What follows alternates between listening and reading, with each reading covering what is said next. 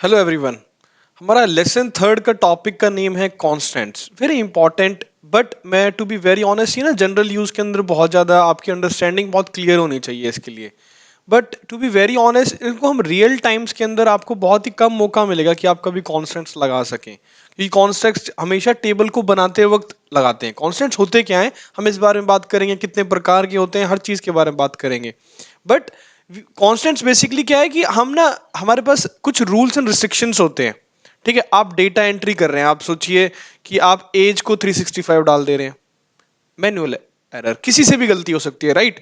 तो हम हमेशा कुछ रूल्स एंड रिस्ट्रिक्शंस लगाते हैं कि इन्हीं रूल्स और रिस्ट्रिक्शंस को फॉलो करते हुए हमारे डेटा के अंदर एंट्रीज होंगी, एल्स नहीं होंगी। तो what are the rules and restrictions, constant, barriers, what are the barriers to insert the data in a particular column. जैसे किसी का डेटा टाइप अगर हम बात करें तो किसी कॉलम का डेटा टाइप है इंटीजर, लेट्स से 1 2 3 4, और ये ऐसी वैल्यूज ही आ सकती हैं, उसके अंदर एक नंबर ही वैल्यू स्टोर हो सकती है, और उसके अंदर आप नाम स्टोर करने की गलती कर रहे हैं, गलतियां हो जाती हैं।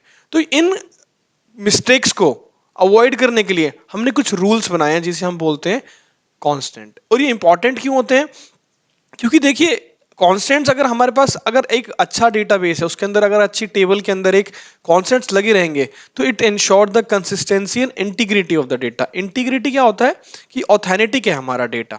ठीक है, हमारे डेटा में कोई प्रॉब्लम नहीं है, कोई न्यूएंसेस नहीं आ रहे हैं हमारे डेटा के अंदर।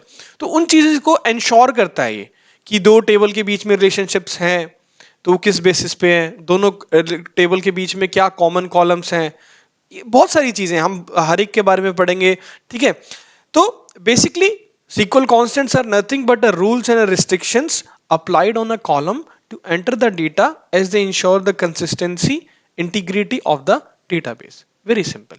Okay, in simple words they are rules which we apply to the whole table to the column to restrict क्या हम डाल सकते हैं and how the data is inserted, how a data can be deleted, how a data can be updated in my database.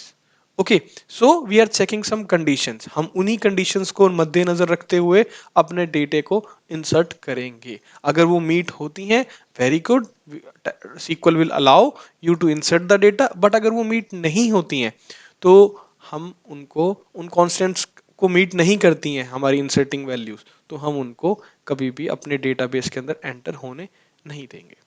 जैसे कि मैं आपको एक एग्जांपल देता हूँ। ठीक है, give me 1 second, let me open a one slide for you. ठीक है,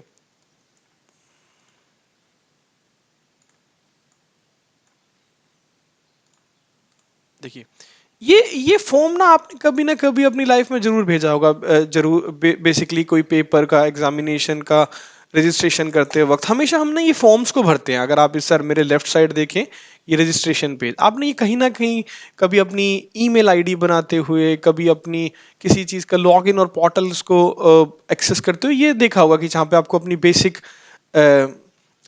इंफॉर्मेशन देनी होती है, name, full name, email ID, mobile number, password.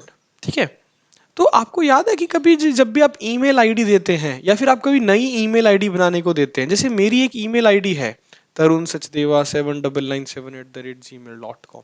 ठीक है, आपकी भी, सबकी एक ईमेल आईडीज है, राइट। अब आप ये सोच के देखिए, क्या उसी ईमेल आईडी को अगर मैं बनाना चाहता हूं, जैसे एक ईमेल आईडी है tarun@gmail.com, वेरी सिंपल, मेरा नाम @gmail.com, क्या मैं अब वही एक ईमेल आईडी, आप भी, आपका नाम भी तरुण है, बहुत सारे तरुण है इस दुनिया में, ठीक है, वो भी tarun@yahoo.com बनाना या gmail.com बनाना चाहता है, क्या उसे हमारा जो गूगल इंजन है वो अलाउ करेगा? नहीं, क्योंकि वो डुप्लीकेट्स अलाउड नहीं है, राइट। कभी कभार आपको ऐसे एस्ट्रिक साइन आता है, ऐसे एस्ट्रिक साइन, ये अगर आप देखो इस एस्ट्रिक साइन का क्या मतलब होता है, एस्ट्रिक कहता है कि these fields are always mandatory fields, right. Mandatory fields की मतलब इनको आप ब्लैंक नहीं भेज सकते।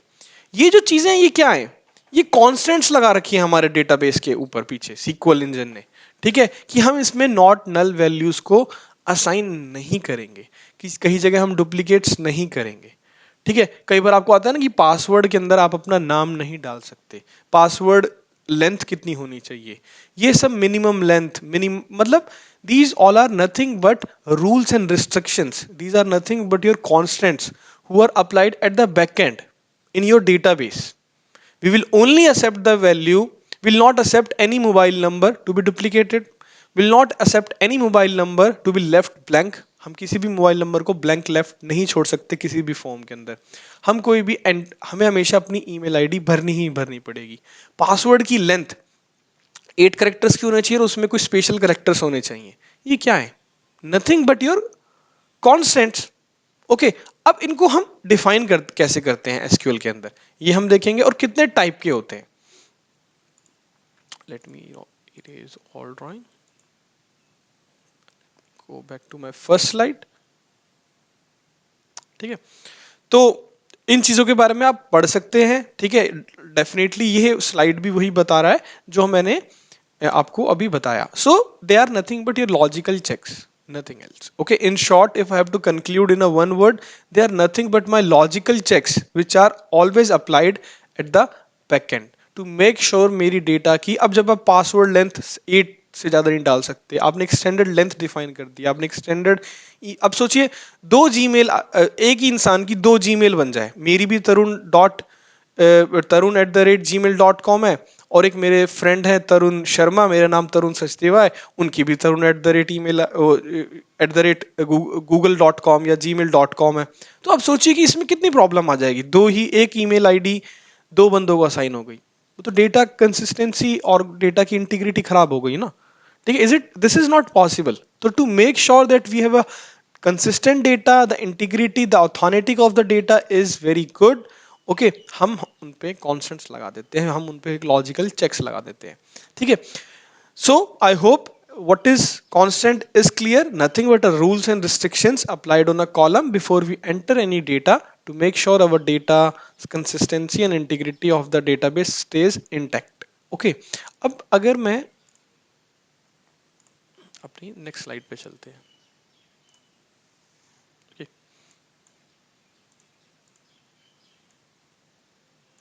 नेक्स्ट स्लाइड मेरी बोलती है कि कौन कौन से कॉन्स्टेंट्स होते हैं। ठीक है, बेसिकली हम एक एक करके सारे कॉन्स्टेंट्स को पढ़ेंगे, बट ठीक है, अभी के लिए हमारे पास 6 तरीके के कॉन्स्टेंट्स होते हैं।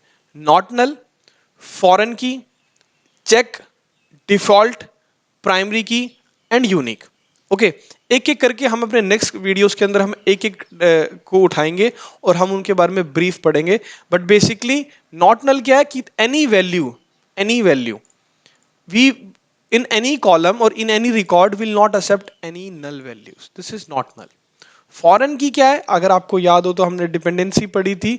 ठीक है, फॉरेन की क्या होती है कि basically a column which is referred through a table, हम इसके बारे में बात करेंगे when we read the joins and when we discuss about the type of relationships. Okay, और अभी हम इसके बारे में चेक क्या बोलता है कि आप ये सोचिए कि क्या एज आप 200 से ज्यादा डाल सकते हो, सॉरी 200 भी बहुत ज्यादा हो गई, क्या आप एज कभी 100 से ज्यादा होती है किसी इंसान की? कभी नहीं होती। You will hardly get a chance to have a age more than 100। अब सोचिए आपकी मार्क्स आपको दे रहे हैं, एक एग्जाम का डेटा है। ठीक है, एक एग्जाम का डेटा है, मार्क्स हैं आपके पास, यूनिवर्सिटीज हैं, फादर्स नेम है, सब कुछ है। अब आप ये सोच के देखिए चेक ऑपरेटर मेरा क्या करेगा, मार्क्स कितने हो सकते हैं मैक्सिमम, सोच के देखिए 100, बट मैनुअल मिस्टेक डालते हुए आपके पास 120 मार्क्स चढ़ा दिए। 100 टोट का पेपर है टोटल और आपने 120 मार्क्स चढ़ा दिए, तो वो प्रॉब्लम करेगा, राइट? तो हम एक चेक को लगा देते हैं कि marks can not be greater than my 100। Default कहता है अगर मेरे पास कोई नल वैल्यू आ रही है तो मैं उसको डिफॉल्ट कुछ भी दे दूंगा, 1000 या उसकी एवरेज के थ्रू कोई भी नल वैल्यू अगर मैं एक्सपेक्ट कर रहा हूं किसी कॉलम में, तो मैं बेसिकली उसकी जगह एक डिफॉल्ट वैल्यू दे दूंगा। प्राइमरी की which will give you the not null plus unique, a key which is not null and unique is always a primary key, इसके बारे में हम पढ़ेंगे। unique, very important, unique means it ensures that a column do not have any duplicates in it। ठीक है, जैसे आपने Gmail पढ़ा या मैंने फोन नंबर का एग्जांपल दिया, आधार कार्ड का एग्जांपल लेते हैं, पैन कार्ड का एग्जांपल लेते हैं, अकाउंट नंबर का एग्जांपल लो, पासपोर्ट नंबर कर लो, उस पे क्या है, उस कॉलम के ऊपर एक कांस्टेंट लगा हुआ है, that every person every individual have a unique constant attached to it, mean unique values that it can accept. Okay, तो that is nothing but a unique constant which is working at the back end. Now okay, how to add the constants. ठीक है, इसके बारे में आप familiar हो चुके होंगे अभी तक। ठीक है, कि हम अपनी टेबल कैसे बनाते हैं। Basically will write the very fix keyword which is create a table.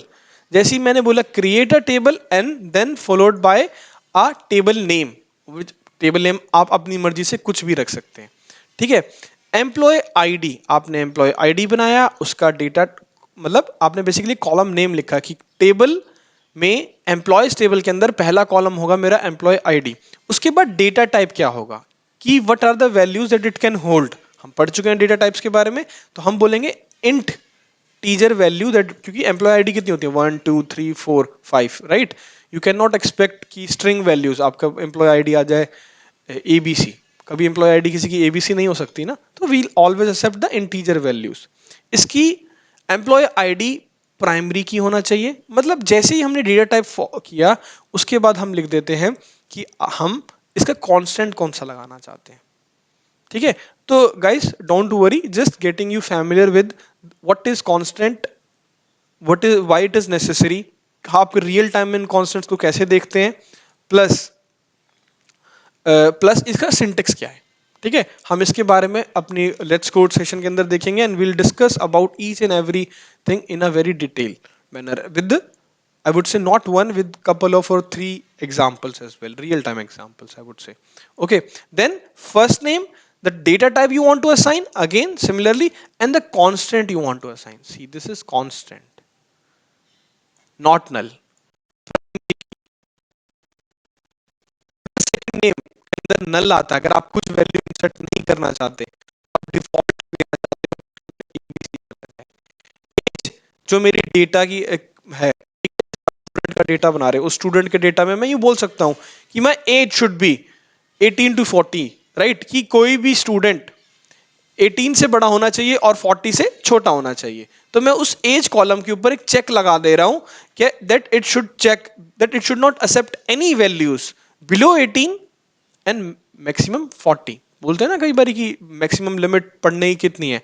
अब ऐसा थोड़ा ना कि आप अपनी ग्रेजुएशन 40 के बाद भी कर सकते हैं, ऑल्दो कई यूनिवर्सिटीज करती हैं, but it is a hard stop rule in many universities, in most of the 90% of the universities, कि आप 18 से पहले अपनी ग्रेजुएशन नहीं कर सकते और 40 के बाद भी नहीं कर सकते।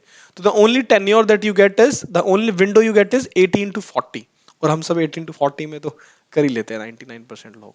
ठीक है, सो this is how you add the concept, a simple syntax, just the column name, data type, and then the followed by the constant, whatever the constant you want. Okay, so this is how we add the constant. So thank you guys and see you in my next video.